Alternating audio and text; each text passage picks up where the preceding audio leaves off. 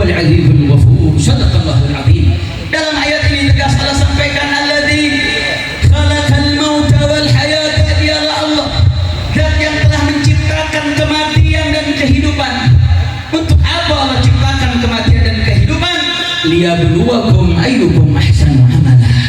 Untuk menguji kepada kalian siapa yang amalnya yang terbaik, siapa yang memiliki amalan selama hidup di dunia yang terbaik. Dan Allah subhanahu wa ta'ala maha perkasa lagi maha mengampuni. Saudara, Ibnu Abbas di dalam tafsirnya mengingatkan bahwasanya yang dimaksud dengan al-maut adalah hayatud dunia. Yang dimaksud dengan alladzi khalaqal mauta, yang merupakan yang menciptakan kematian, Ibnu Abbas mengartikan dalam tafsirnya al-mauta bermakna hayatud dunia. Kenapa? Karena kematian itu akan terjadi dalam kehidupan dunia. Wal hayata, dan yang dimaksud dengan kalimat al-hayah, kehidupan, adalah al-akhirah. Karena kehidupan yang hakiki bukan di dunia, tapi nanti di akhirat kelak, saudara.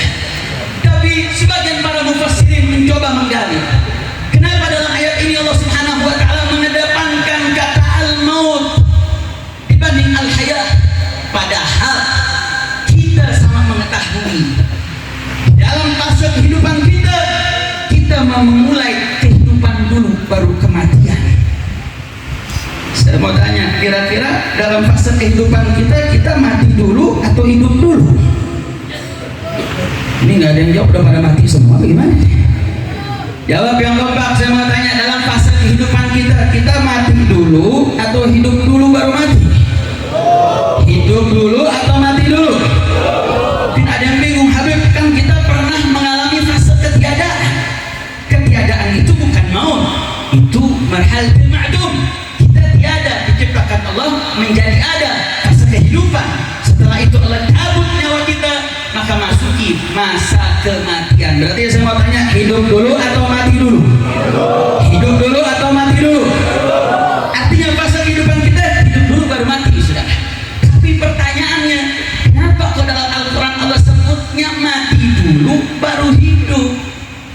Para alim ulama mengatakan, kenapa Allah menyebut kematian terlebih dahulu baru kehidupan? Karena dengan mengingatkan kematian merupakan poin untuk memejut setiap hamba-hamba Allah untuk betul-betul serius mengisi kehidupannya dengan amal-amal yang terbaik. Makanya dalam ayat ini Allah ingatkan, wa ma khalaqal mauta wal hayata liyabluwakum ayyukum ahsanu amala. Mana yang amalnya terbaik? Dengan diingatkan kematian, orang yang dagang jadi takut bohong, saudara. Dengan diingatkan kematian, yang gak suka sholat, yang gak mengerjakan amal-amal ibadah, dia terintrospeksi dirinya untuk mengerjakan ibadah karena diingatkan kematian. Alhamdulillah. Kira-kira sampai sini jelas tidak? Jelas tidak? Makanya Nabi mengingatkan, aktsiru fi dzikri hadhil ladat, atau kama qala Nabi sallallahu alaihi wasallam. Nabi yang ingatin, perbanyak-banyaklah kalian mengingat-ingat kematian. Karena dengan banyak-banyak ingat kematian, kita jadi tahu esensi kita hidup di dunia, saudara.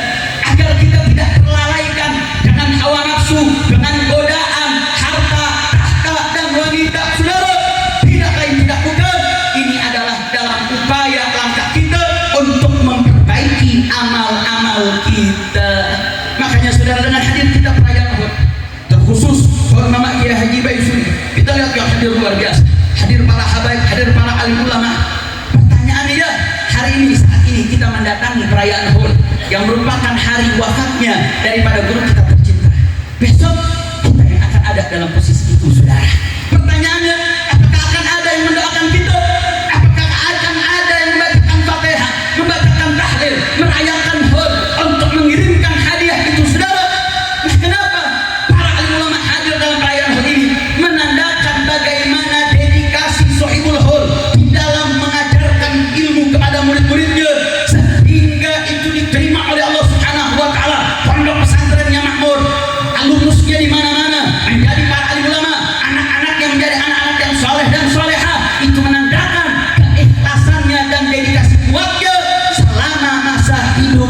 dunia. Alhamdulillah. Sehingga ini memotivasi kita bagaimana kita bisa meniti jalan agar kita mampu beramal, untuk kita totalitas dalam beramal, agar saat kita meninggal, setelah kita wafat, kita mampu menjadikan amal kita sebagai kendaraan kita menuju surganya Allah Subhanahu wa taala. Alhamdulillah. Artinya apa saudara? Ingat mati itu bagus. Bahkan Al-Imam Al-Alusi mengatakan annal mauta ni'mah. Kematian itu nikmat. Orang yang punya basirah, yang punya mata hati, dia akan fokus memandang kematian bukan sebuah musibah, tapi kematian sebuah nikmat. Bahkan di dalam makalahnya yang lainnya mengatakan aslun ni'am, kematian adalah sumber daripada segala kenikmatan.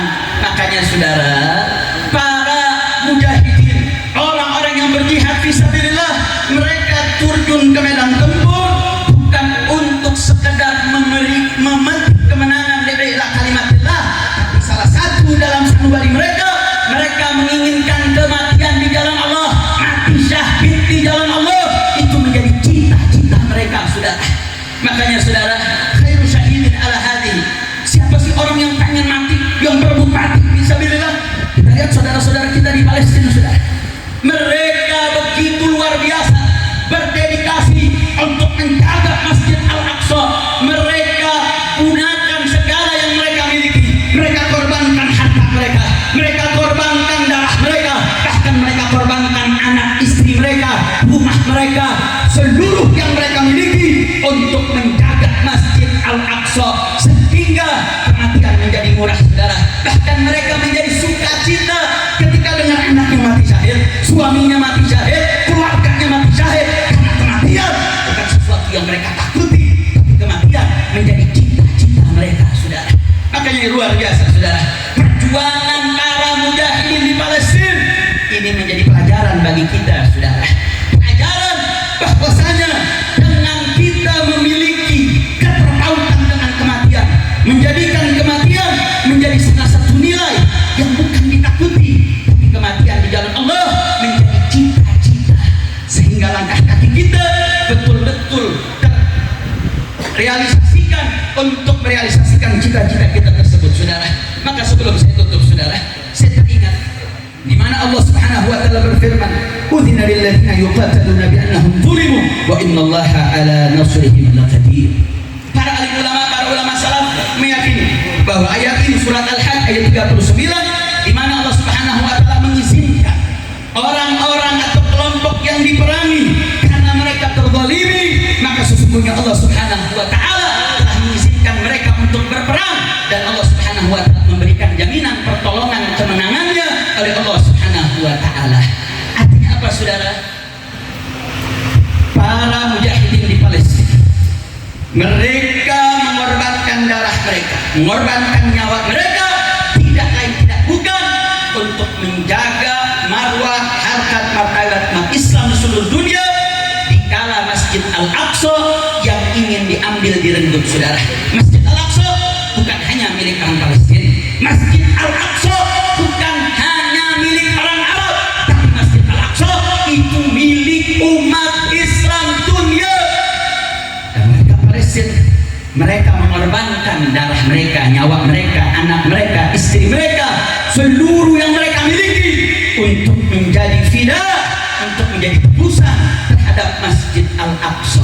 Pertanyaannya, saudara, mereka telah memberikan segala dedikasi mereka, mereka sudah hadir, mereka telah menjalankan tugas mereka untuk memperjuangkan, dan perjuangan mereka sampai hari ini belum selesai, saudara.